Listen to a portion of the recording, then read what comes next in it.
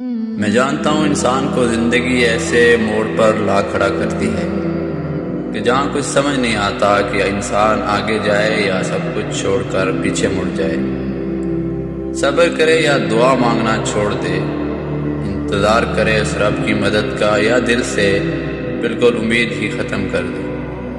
یہ جو وقت کڑا ہوتا ہے یہ آزمائش کہلاتا ہے۔ میں جانتا ہوں کہ اس دل میں، آپ کے دل میں اس وقت کیا چل رہا ہے۔ آپ اللہ کی مدد کو پکار رہے ہیں۔ ہر چیز جس کے بغیر تمہیں اپنی زندگی بے رنگ لگتی ہے، اور جب تڑپ کر تم پکارتے ہو اور کہتے ہو یا اللہ آپ کی مدد کہاں ہے، تو اللہ پاک فرماتے ہیں مدد قریب ہے میری۔ اللہ پاک قرآن میں خود تم سے فرما رہا ہے، بے شک میں جانتا ہوں تم جو بات پکار کرتے ہو، اور جانتا ہوں جو تم چھپاتے ہو۔ تمہارا دل تم سے اکثر سوال کرتا ہے نا کہ اللہ کی مدد اس معجزے کی واقعی ہوتے ہیں؟ اللہ اپنی مدد آخر کب بھیجتا ہے؟ ہم جس مشکل وقت سے گزر رہے ہیں تو اللہ کی مدد کس طرح آئے گی؟ یاد رکھو اللہ تم سے کچھ نہیں چھینتا، وہ صرف آپ کی آزمائش کرتا ہے۔ جان لو کہ صرف ایک کن کی بدولت وہ تمہیں سب کچھ دے سکتا ہے۔ وہ تو بس تمہیں دیکھنا چاہ رہا ہے کہ یہ میرا بندہ میری رحمت پہ امیدوار ہے یا نا امید تو نہیں ہو گیا ہے۔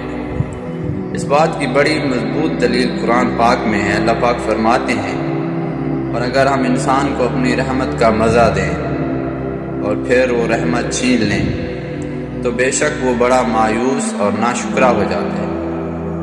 میں جانتا ہوں کہ زندگی میں ایک وقت ایسا ضرور آتا ہے کہ لگتا ہے سب کچھ چھن گیا ہے، ختم ہو گیا ہے، شاید کہ ہاتھ خالی رہ گئے ہیں۔ اللہ کے در پر جا کر انسان اپنی روادات سناتا ہے، اور یاد رکھو جب اس سے مدد مانگتا ہے نا تو بے شک اللہ ہی تمہارا مددگار ہے۔ تم سوچتے ہو اللہ کی مدد کب آئے گی، تو جان لو اس کی مدد سے ہی باہر ہوں گے۔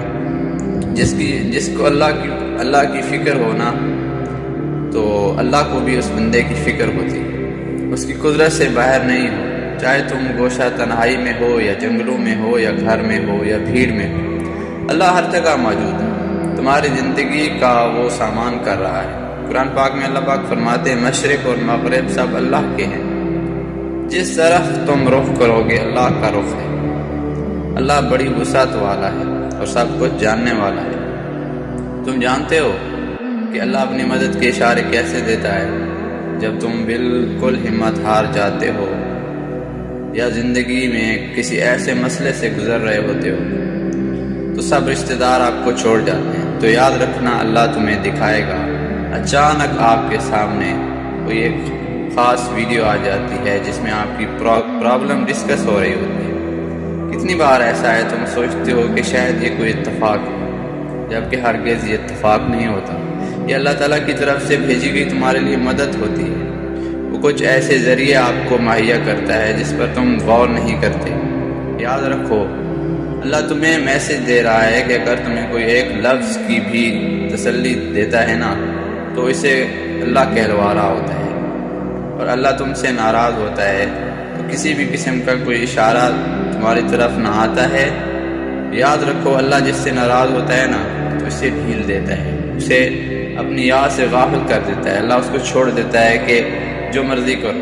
ایک حدیث میں ہے کہ جس شخص کی فکر اللہ چھوڑ دیتا ہے نا تو وہ بھٹکتا رہے اور جیسے وادی میں مرے، اللہ کو اس کی کوئی فکر نہیں ہوتی۔ کیا تم نے دیکھا ہے جو اللہ کو بھول گیا تو اللہ نے اس کو اپنا آپ ہی بلا دیا؟ اللہ کہتا ہے کیا تمہارے اسباب کر سکتے ہیں یہ سب کچھ؟ میں ہوں جو اسباب کا موجود ہوں۔ تمام اسبابوں کے بنانے والے کے پاس جاؤ، اسبابوں کے اندر بھی اللہ طوفان کھڑا کر دے گا۔ تم جانتے ہو اللہ اپنی مدد کس طرح بھیجتا ہے؟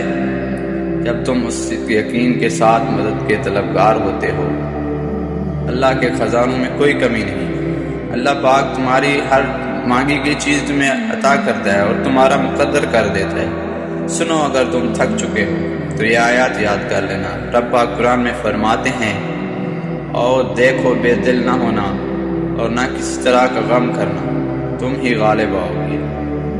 اور اگر ایمان رکھتے ہو تمہاری سوچ ہے وہ کس طرح ان چیزوں کو واپس پلٹاتا ہے اور کس طرح اپنی مدد بھیجتا ہے کہ تمہاری عقل بھی گمان نہ کرے۔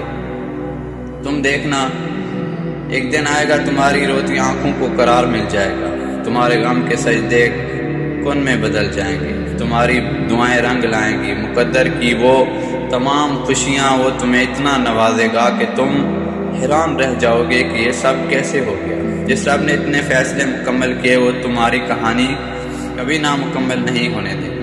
تم نے اللہ سے مدد مانگی تو وہ بے فکر ہو جاؤ، وہ تمہارے لیے معجزات کے در کھول دے گا۔ بس میں دعا گو ہوں کہ اللہ پاک آپ کو اور مجھے سلامت رکھے۔ اگر آپ کو ویڈیو اچھی لگی تو ہمارے چینل کو سبسکرائب کر دیں۔